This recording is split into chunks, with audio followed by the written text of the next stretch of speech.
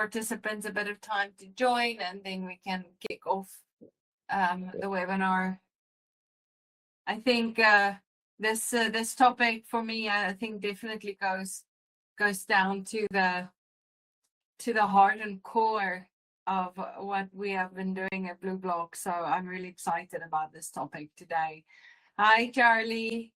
Welcome. Glad you could join us today.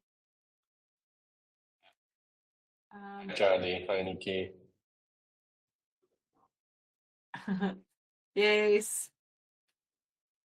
I just got back from summer holiday, so I'm a nice brown. Finally got some color. It just took me 15 years to get some color. So.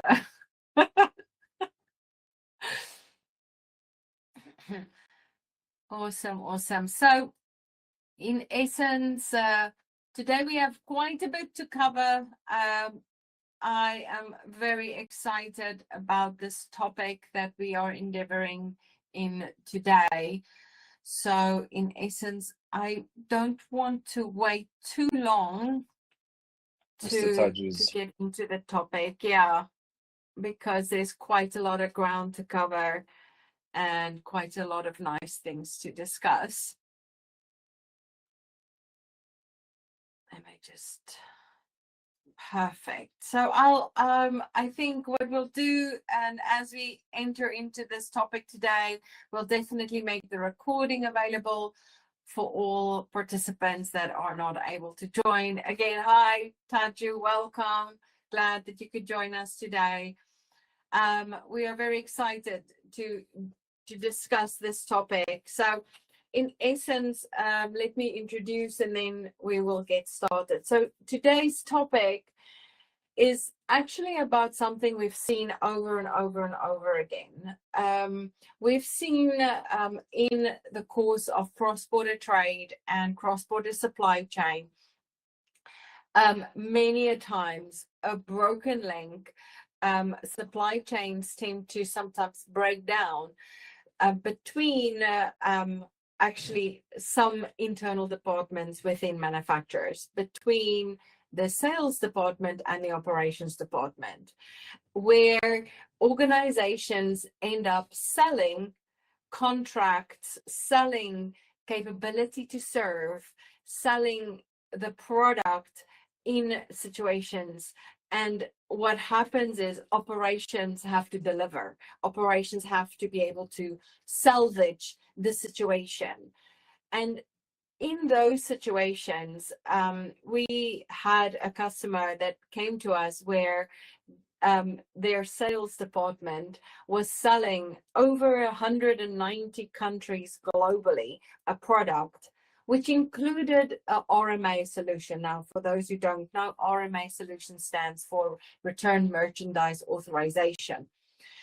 And Return Merchandise Authorization means that in the event that that unit becomes faulty, the customer is obligated under the warranty agreement to provide a replacement unit free of charge to the end user.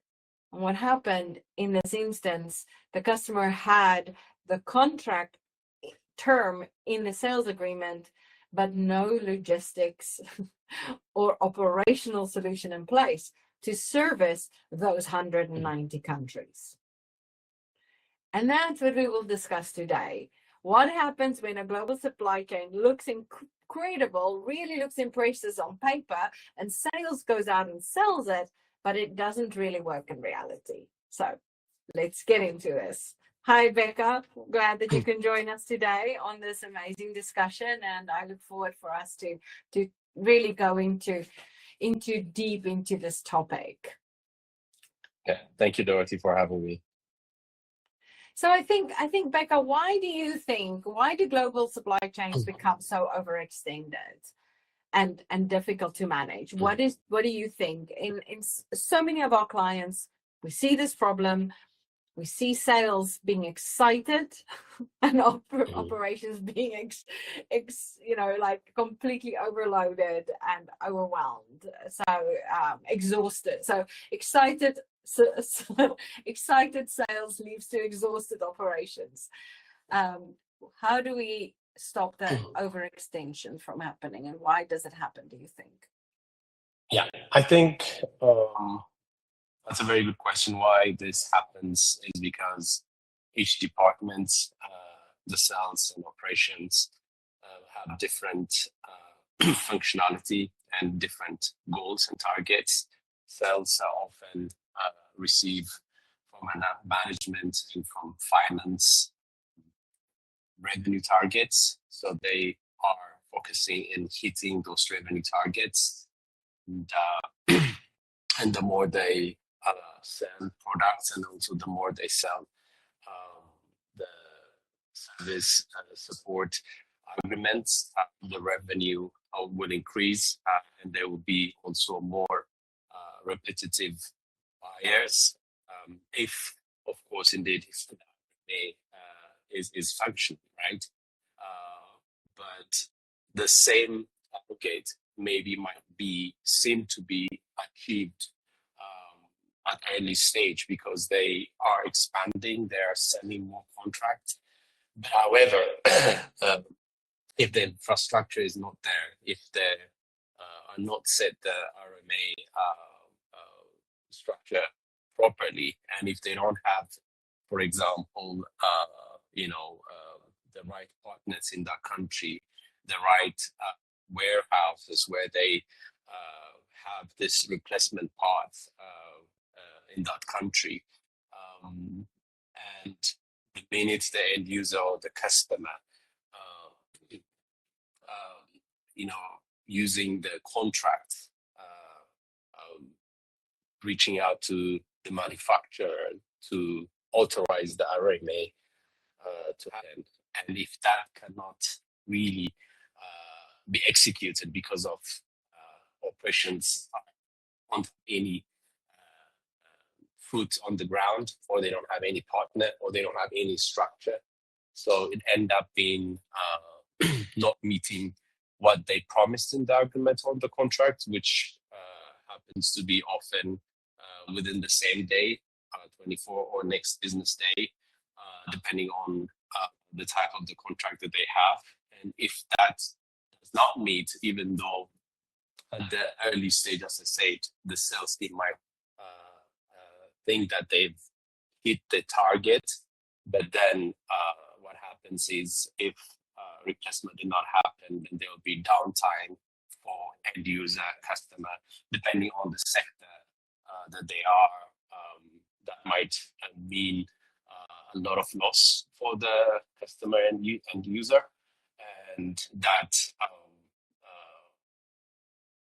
repeatedly happening, those type of situations will lead to end users shifting into other similar brands or other products that could give them the right services. So just to conclude and answer your question, the reason why that happens is the core drive is revenue, but without putting the right structure on RMA in the short term, even though they might appear to be gaining, but in mid-term and long-term, it might eat the revenue because there will not be repeated purchase of the same agreement or contract. Yeah, I think it definitely, the key drivers definitely their revenue, but I think one of the reasons as well why companies and global supply chains tend to overextend themselves is competition. I think what happens is they look at their competitors, and the sales teams out there go and say, oh, but our competition does this, and our competition does this, but they don't realize what the competition is doing. So what happens is a lot of times sales departments in an organization comes back with market information on saying, oh, but our competitors does this, and we are losing business because we don't do this. So what is this that I'm talking about?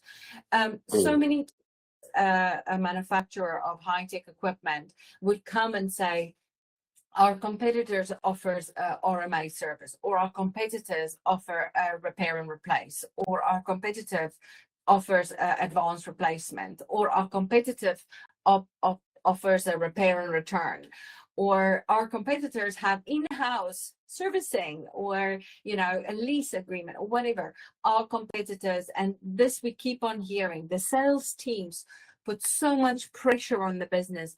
Yes, because they're chasing one thing, money. They're chasing targets. And of course, the CEO has a dream and wants to grow the business, so they are working their angle to achieve the goal of the CEO. However, competitors have those things because they most of the time have already implemented the things that you need to have those things. And many a times I've seen businesses that scale want to be like the competitor instead of playing their own game, and instead of saying, what am I ready for in this market? So I would say why they overextend themselves is they look too much to the Joneses, compare, want to be like their competition. They want to go after the market share of a competitor in a country and miss out on the things they need to do to be able to compete. And I think that is a really big challenge. I think that's the biggest problem, is they don't look back and say and discuss with the business, what are we able to do? Operations, where are we capable of providing the service and competing on their own merit and on their own skill? So I think, for me, really definitely there, I think global supply chains tend to become overextended and difficult to manage because they're trying to compete. I'm not saying competition is bad. You need to compete, but compete first with yourself. Realize what you're good at and sure your supply chain is ready for that competition so that you don't overextend yourself to be able to compete. Yeah. So I think how do we spot that? I think what have you seen, Becca? And maybe as well here, Charlie, you've seen this as well, I think, in the IOR space. You've seen this in, the DDP drop ship situations, especially in the sub-Saharan Africa. Please feel free to comment below, anything that you've seen. Where do you see common signs of breakdown and misalignment, in a network and things like that? So I think, Becca, what do you see as the common signs of a broken, misaligned network? I think I tried to allude to it earlier, which is not meeting the contractual obligation, which is to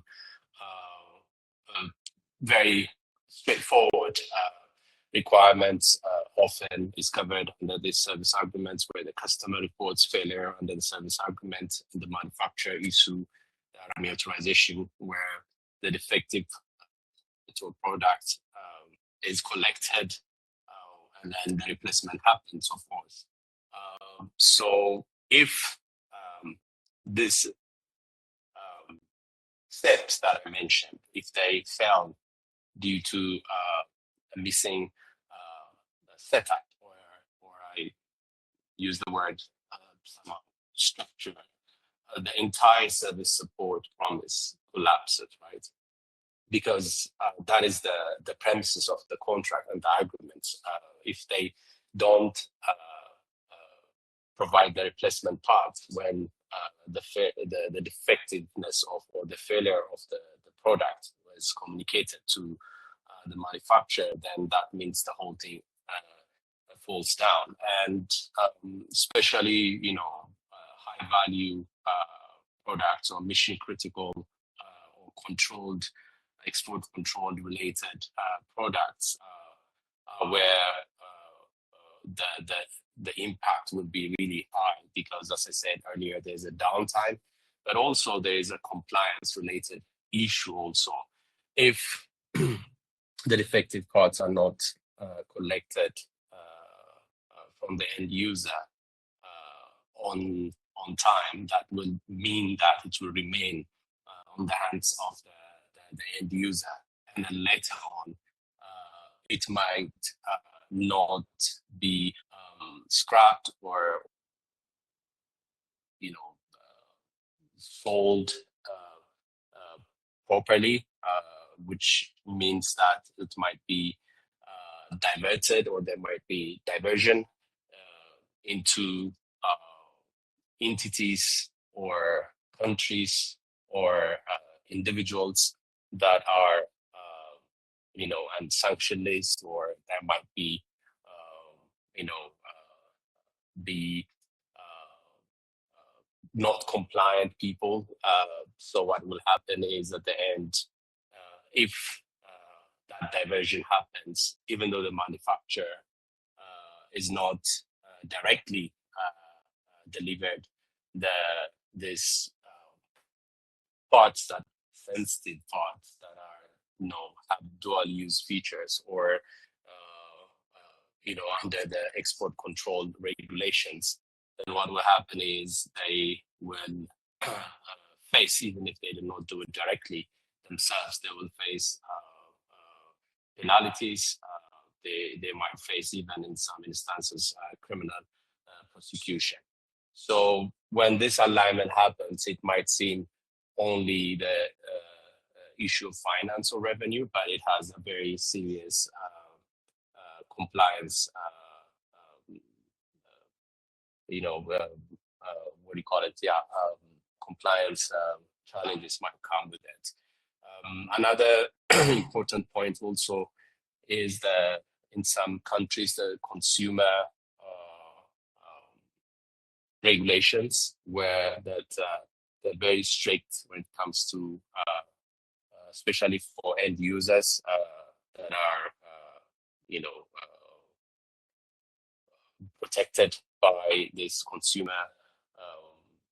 rules and regulations, where they require a replacement to happen in a timely manner. When that doesn't happen, then they are protected, so they can't take the manufacturer into a lawsuit. Of course, the other one is contractually, from a commercial contractual law perspective. If you don't meet what you promised under the contract, that means you are breaching the contract, and that breach might be material breach, and that might lead to more lawsuits, and then also based on, of course, the verdict of that lawsuit, the manufacturer might be exposed into, paying fees, penalties, and so on. So overall, I would say what starts as an operational shortfall in RMA execution or replacement delivery can quickly, escalate into a regulatory or legal matter. And at times also it can go even more than that. It affects finance. So that misalignment might be, face value might not mean much, but if we dig in, unless the manufacturer decides to work on their RMA setup and push for the sales team and the operational team to work together, the impact might be very negative going forward. So these are some of the consequences, or some of the things that we see on the ground. Another important point also is reputation, because reputation, what I mean by that is the brand reputation in the market. If many end users or customers are not happy, that means that the reputation of that brand might be deteriorating, and that will, of course, will lead to less sales, to less revenue, and of course there will be less market dominance for that brand. So that also is another soft part, it seems like, but it has a greater impact. So these are the points that we've seen in the market when misalignment happens between sales and operations, especially under the RMA sector. Yeah, no, I definitely, I think if I look at what you're saying there, is I think you're taking it one step further with regards to what happens when you see the misalignment. But I'm like sitting here thinking, the participants or the listeners might be thinking, so who the hell has this type of problem? Like serious? Who doesn't read their contracts before they expand into the global market? Or, who does this? Like, and I'm thinking, teams are like sitting listening to this is like, I've never heard of companies that just expand globally without, having something in place. And so for me, I think I'm sure some of the listeners here, especially like Taju, I'm sure you're listening to this thinking, being a lawyer yourself, you're like, how does this even happen? Everything starts with a contract, right? And the thing is, I have seen this so many times where a business expands. And for me, one of the most common signs for a supply chain that is potentially broken is an organization with a very big sales team that operated based on a distributor supply chain model and then added on service supply chain or services on that without a very big operational team.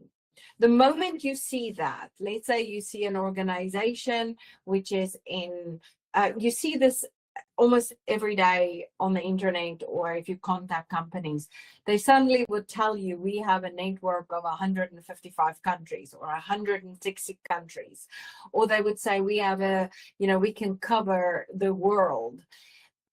The moment a young company gives those claims, one have to ask questions. How are you doing this? Because there's only a few ways to do that would make logical sense operationally. So in essence, if a company is small and not a lot of teams, one have to ask questions. So do you have another partner that is providing that network, and how many years have that partner been doing the business?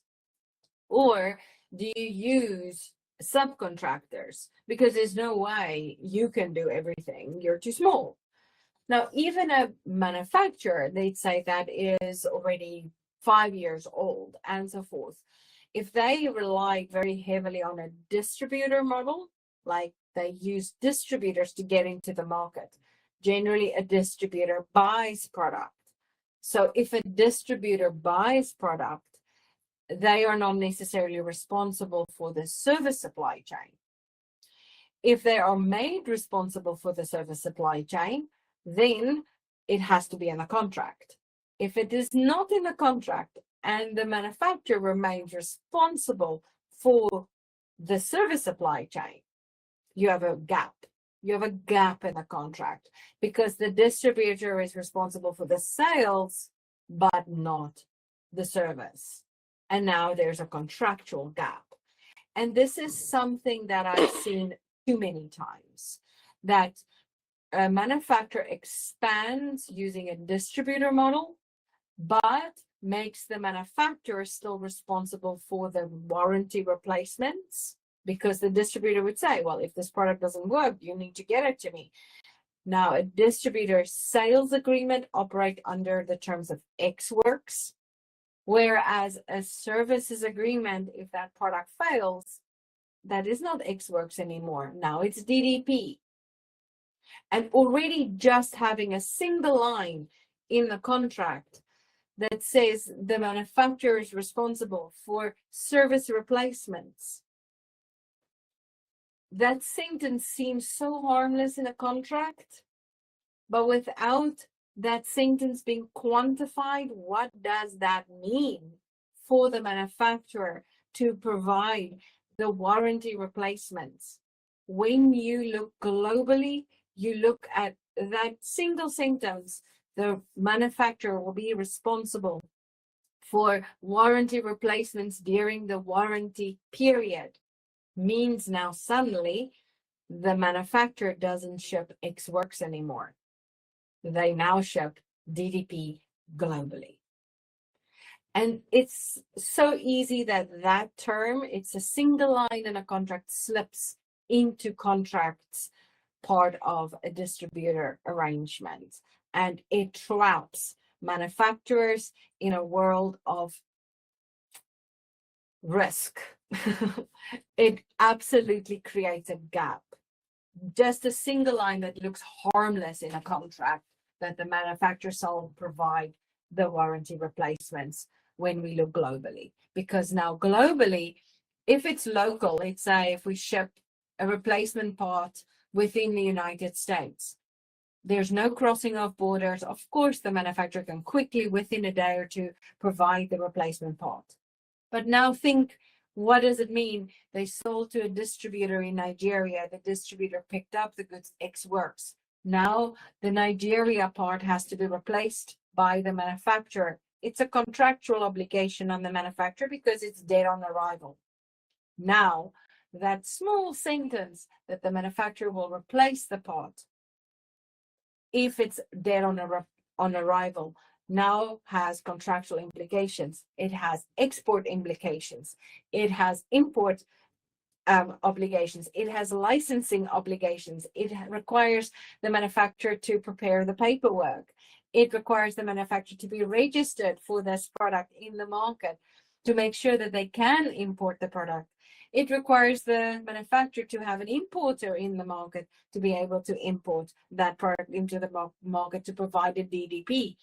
It requires the manufacturer to know exactly how to deliver this DDP to the market. So a single sentence in the contract putting the obligation on the manufacturer in the event of a dead on arrival to provide a replacement part, if not clearly quantified, could open up a Pandora's box of risk.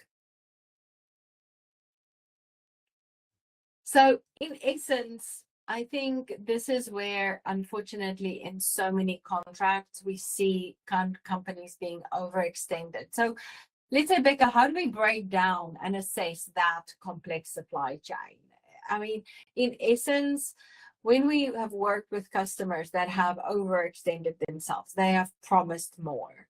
Like, in essence, from my perspective, the first thing to do is to quantify how many fires exist in how many countries, and to determine the strategic direction. In which strategy do you want to employ in order to fix this problem? Do you want to, change the contract and make the distributor responsible?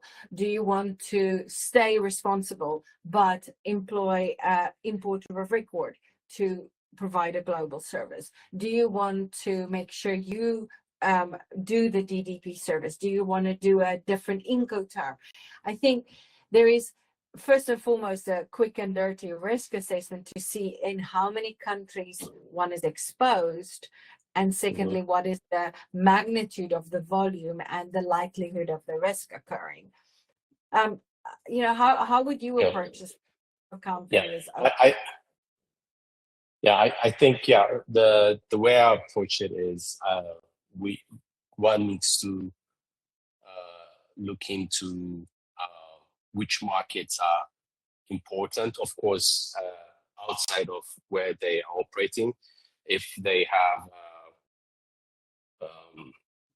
permanent establishment, or if they're incorporated in that country, as you said, if the manufacturer is in the US and if they have to distribute it within that country, then they can.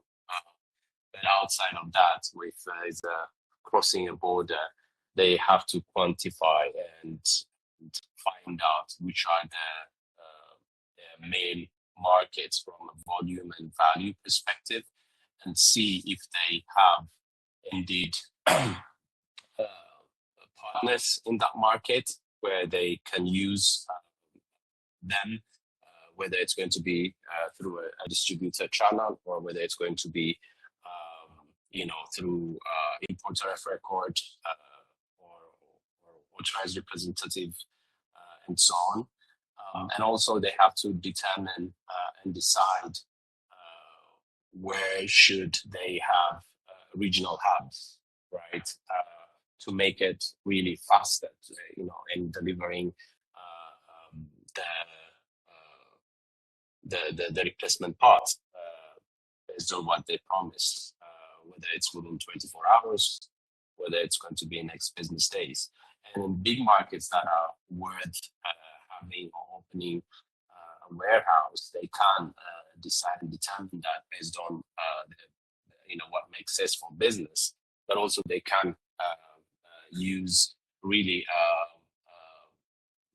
trustworthy and more serious partners that understand their business model, that they understand compliance, especially if it is export controlled items or products that have sensitive technologies. Do they have that experience in handling that, not only in importing, but also in reverse logistics, right, in exporting that. And also they have to check whether they have the right licenses, the right certification and so on. They have to do that. But the way I approach it is first, I'll see the map and check the volume and the value, and also where is the key markets that they have, and then decide with what type of model that they want to go. Either it's a distributor model and make the distributor responsible for it, or whether to go with importer of record or exporter of record. They just need to determine what model would work for them, and then also picking up their regional hubs. For example, if they pick up Middle East, they can use UAE as a regional hub. Under the GCC, they can distribute this stuff quickly to their GCC countries and sort out things. So, and another thing that I'll do also is if I think you mentioned it, Dorothy, that if some of the contractual provisions needs to be addressed or amended, if they're over-promising country by country rather than having the same similar contract that goes out globally, where they don't have the capacity to deliver what they promised, they have to amend it to maybe extend the delivery days or something like that in a week's time, or decide if they do the direct to market approach and decide that model will help them. So this is how I will look into such a big challenge. Absolutely. I think if we look at this, I quickly want to put something up here, because I think what happens is when a company, it's about excitement. Let's say slightly not knowing what you don't know, right? It's and how could you know what you don't know? It's impossible. It's it's not going to be possible to solve that problem. So the only way to learn what you don't know is to do it and realize, oh crap, I don't know that, and then you learn. But unfortunately, we've seen that way too many times. Businesses in their maturity, let's say trajectory, as they grow, they become more mature because they make more mistakes. Now, all the businesses that we have these days, especially the big guns, I'm talking here about the IBMs and all, they've been around 100 years. I mean, these companies are massive, the HPs and all of these stuff, they're massive. So a lot of times smaller companies, because we see more investment in smaller businesses, we see these unicorns scaling to a massive degree. And even though a unicorn has investors that invest in it, doesn't necessarily mean it's ready for the market. It's ready for that penetration. So we have investors pushing for investment and for growth and scalability, but the business itself not being necessarily ready and mature for that scalability themselves. So I would like to put something up here to explain this process a little bit. So if we look at a business expansion, so a business generally expands, from, let's say, for example, in one country, where they go and they say, okay, I want to expand from over here in the United States, and I grow in this one market. And now, as I grow in this one market, all my customers are happy. It's in one country. I'm doing a single country, and I use my distributors in this one country. And we actually do see a lot of businesses in America grow like that, especially in the Silicon Valley hub. Companies in the United States operate like that. Now, the reason I like United States to use it as an example is because the map is big. But honestly, the same thing happens in Europe, the same thing happens in China. But I'm just using, and the same thing happens in Africa. Basically, a business goes and they have customers and they have distributors, but it's in one country. When you operate in one country, your risk is not that high. So you can easily slap on all other terms on the contract and not have a major problem. It is when you start, let's say, if the same business wants to go to Mexico or Canada or go here to the Caribbean or, Brazil and so forth and expand, you have this problem. So, for example, now if a business wants to expand and sell to distributors here, now you have to think problem. And this is that element where businesses sells and they have, let's say, sales teams and marketing teams in these countries without import licenses. They have marketing teams that advocate for their product, and we have a lot of them in the world that advocate the product and sell the product, and then basically get a distributor that buys the goods ex works right from here. So distributor goes, picks it up over here, and the distributor ships it into the country. However, the problem that we now say is what happens if that product is faulty and the distributor says, but I didn't say I'm going to, pick up the replacement part. You will have to ship it to me. And now we have a problem here at the border. The problem gets even bigger when the distributor starts warehousing things and you have a lot of product and so forth. So that's when the system even expands to this level. But let's not go there yet because that's even more complex. So we're today in this discussion, just even stopping here is already overextending, because every single country you add here is adding a magnitude of this scale to the nth degree of every movement, every service type, every client type. Whether you do, let's say, small business clients are easier to deal with, but the moment you go with enterprise clients, you have a problem because an enterprise customer will demand things from you that they get from other enterprise service providers. If you are dealing with a consumer, B2C, it's sometimes easier than dealing, because it's a person, and well, what are they going to do against you if you do it wrong? Whereas a small medium business is not as difficult because, if you're a big conglomerate, they're going to just say, okay, pick it up again, or they will throw the thing away because it will be too difficult to deal with a problem. So the harder it gets, the more countries you expand to. So it doesn't matter. Let's say if a person is sitting in South Africa and expanding their product portfolio to all of these countries, each one of these countries is not yet harmonized. A distributor model here would make sense.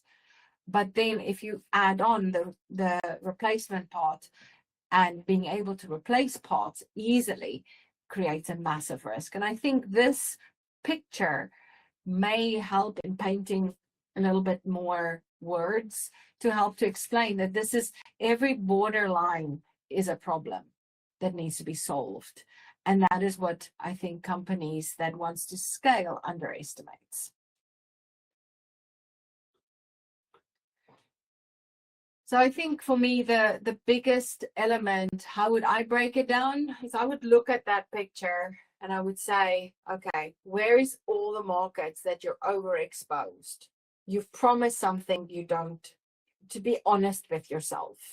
And I would say, okay, where have I overextended? Where can I not do this? I promised this country and I can't. And the problem is you can't sometimes go back and fix that country or revert and say, sorry, we don't support this country anymore. So what CEOs or what the C-suite or the investors usually expect to solve the problem, reduce the risk and solve the problem. So the first thing is to become aware of the problem. Once you're aware of the problem, then I would say, how big is the problem? If it is dual-use goods or controlled goods or any type of sanctioned countries or things like that, that's high-risk environments, that's high risk. So quantify the high-risk countries and the low-risk environments. Low risk is like a product that is not dual-use, it's not controlled. It's a product that's allowed into the country without the scrutiny of the government. In the event that it's a high-risk product, that has to be a high-risk country. Then volume adds. The more volume, the higher volume you ship, the higher the scrutiny. And then we look at value. The higher the value, the higher the scrutiny. So therefore, that's then I would put all of those countries down, look at controlled product, scrutiny from that perspective, look at volume, look at value, and then prioritize the countries to be able to say, okay, now this is all the countries where we're exposed. This is all the countries we don't have control, because then comes in, you have compliance risk, you have customer risk. And the customer risk is easier to manage than the compliance risk on the long term, because you can set expectations with your customer, but unfortunately the governments are not going to understand if you smuggled goods and you didn't do stuff right. So in essence, there can come a lot of penalties. So it's important to look through that avenue, be honest with yourself, put a date in and say, this is when we realized we overextended ourselves. Now, this is the program we will be implementing to fix it. And then implement a program from a specific date to know this is exactly how we're going to make sure we're going to be able to fulfill, one, the contracts, and two, the government obligations, if there are any. So in essence, then that's dependent obviously on the product. So I would say definitely break it down country by country, revenue objective by revenue objective. And from my perspective, how to avoid it completely is, well, think before you do. But the probability of that happening while you're growing, sometimes you don't know what you don't know. So in essence, then sometimes you don't grow. So it's a bit of that catch-22 situation. What's first, chicken or egg? So, but yeah, assess, prioritize, and then tackle it one country at a time and fix the problem. This is where solutions of local consultants and IORs come in brilliantly. So I think, Becca, if we look further into, key considerations and redesigning and optimizing such a global supply chain network, what is the things that a company that finds themselves in this situation could consider? Yeah, I think the title of today's webinar clearly states that 190 countries and zero control, which is to mean that the main thing is control, right? That means you understand and document the whole process, the serial tracking of the RMA records, end user verification, proof of return for or compliance defense in this case, and make sure that you have everything set up and you know, and if in case risk happens, the companies can manage that risk and have a control. I think some of the things that companies could think is they need to standardize their global RMA policy with realistic, geography based SMS. They need to, I think you said they need to be honest for themselves and pick their key markets, key regions, and look for key partners which will be willing to meet all their KPIs and also contractual obligations, and also make sure that they have also contractual clauses that will have control on subcontractors, even though they have a contract with a partner, they might subcontract that service into a local subcontractor. So make sure that that is also is covered, and make sure that in case if the subcontractor do not do the work properly or compliantly, then the contracted party will be responsible for that. And another thing I think which we've discussed earlier also is to have invest in regional service hubs for, depending on the markets, maybe they can have one for Europe and for Middle East and for for LATAM and so on. They can start with that. They need to map the key regions and those service hubs. Where they also, I would say, don't have enough businesses that warrant them to be directly involved with customers or end users, and the risk is really high. They can't stop their activity in those countries, especially if they are really risky countries that are under,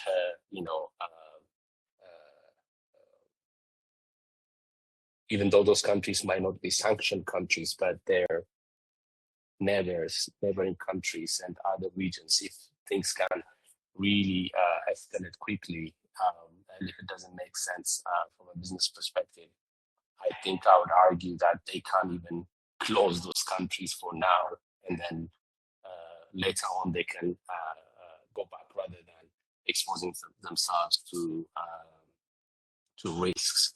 So these are the things that I would say one can follow to mitigate risks that would come with expanding the footprint without any control.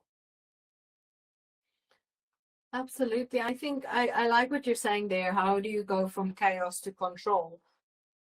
And I think that the challenge in many instances in that arena is that companies do not even necessarily know that they are in chaos. They just see, oh, we're growing, and the CEO might be so happy. So I think a few things to notice is,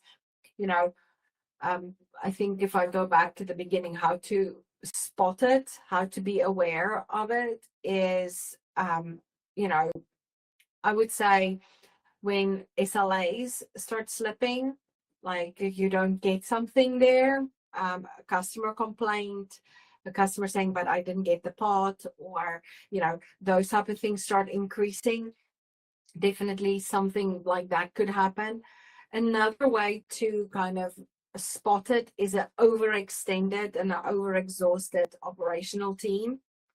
If you see your operational team being tired and exhausted and, constantly, saying, that should be a clear sign that your operations team, is dealing with a much bigger problem than the one you think that they're dealing with. It's not, just that they are lazy to work. Many times logistics people in operations are workaholics and tend to work, the whole time in supply chain to deal with all those demands. So if an operations department is overextended, one have to sit back and ask the question, why? What is not matching? And I would say those small voices in a company that everybody hates, the compliance team, because they are always raising red flags and saying, be careful, be careful, be careful. I would say, listen to them, to say, what should we be careful about? Because it's important to listen to them. I know in most instances, everybody thinks the compliance department is just complaining and standing in everybody's way, but their mind and their objective is not to harm the company. It's to help the company stay in line. So in essence, if one actually listens to them and hear what they're saying, it actually helps to steer the business, and then one could work together as a team to find the solution. So I would say that's, for me, the first thing. Step one is read the signs, because if you don't read the signs, you will miss it completely, and the first time you will realize there's a problem is when the penalty comes. So it's the same as with our health. If we don't take care of our health, the first time you will realize you're sick is when, you have a breakdown. You actually get sick. So the world teaches us in two ways. Either you learn through observing and learning from others and asking the questions, or you will learn through pain. Which one do you want? So in supply chain, it's the same thing. You either learn through asking others and checking is this supply chain healthy, or it will show you it's not healthy through breaking down. And the breaking down will cause penalties. And the penalties is not necessarily governments that's after money. And I know in so many instances that governments get blamed for companies' inefficiencies, because companies say governments are just after money, so they gave us a penalty. Well, they gave you a penalty because you're non-compliant. There are governments in the world that are after money, but I'm honest, after how many years of seeing this, I'm honestly not convinced that all governments are just after money, and they want to eradicate supply chains because they're so money hungry. Serious. Grow up. We live in a world where even government officials want to do a good job. So in essence, in my opinion, learn to listen. Step two, then prioritize. Prioritize the risk. Become aware of the challenge and prioritize the risk areas where you need to improve. Like what Becca said, look at the practical steps. Which countries are most complex? Which countries has the biggest risk? Address those ones first, so that you can eradicate those problems first. And then better partnership, I would say, is vital. If you redesign with better partners, you will alleviate the pressure. So good IOR companies, good service providers that have experience 10, 15 years that can help you overcome that problem is a really good solution. And yes, you would need to invest financially in partners, because they're not going to do it for free. And again, what do they say? I think his name is Paul Nugent or Peter Nugent, I'm not sure. He said, if you think compliance is expensive, then try non-compliance. So if the bill's going to come, whether you pay the bill now for a compliant partnership team and consultants that will help you, or an IOR company or a partner group that is compliant, or you're going to pay the bill through penalties and, you know, government demands because you did it wrong. Either one either way, you're going to pay the bill. So the lesson is going to come. So I would say some practical steps: be aware, then basically prioritize and partner, and then you can. I like the word you used there, Taju, playbook. Then you can play. So yes. Maybe final thought here. I like what Taju has said here. He says that this happens to most companies in Africa where infrastructure fails to meet ambitious supply chain needs, including, you know, port congestions, irregular flights. Exactly. It's all of these pressures that causes a company needing to grow and then losing control.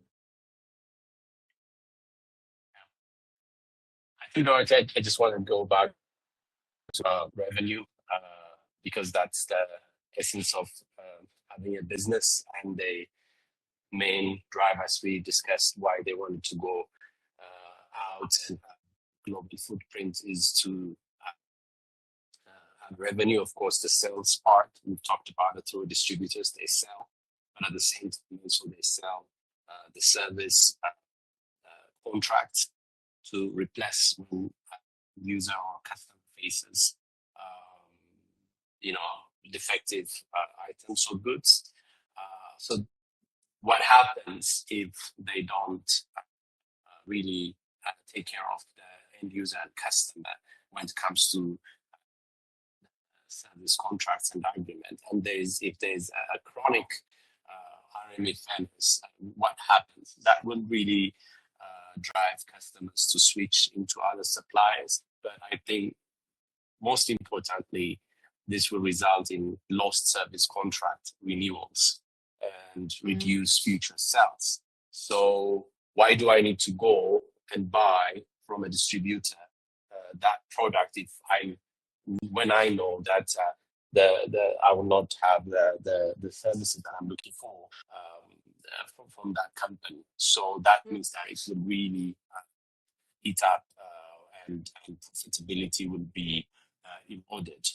From operation perspective also, is that if RMA returns, really, you mentioned that it requires investment. You need the company needs to invest on partners. They need to invest in systems. They need to invest in internally aligning these departments to work together and have the right process, because efficient global collection, inspection, and repair, refurbish, scrap, and having a reverse logistics and all that needs investment.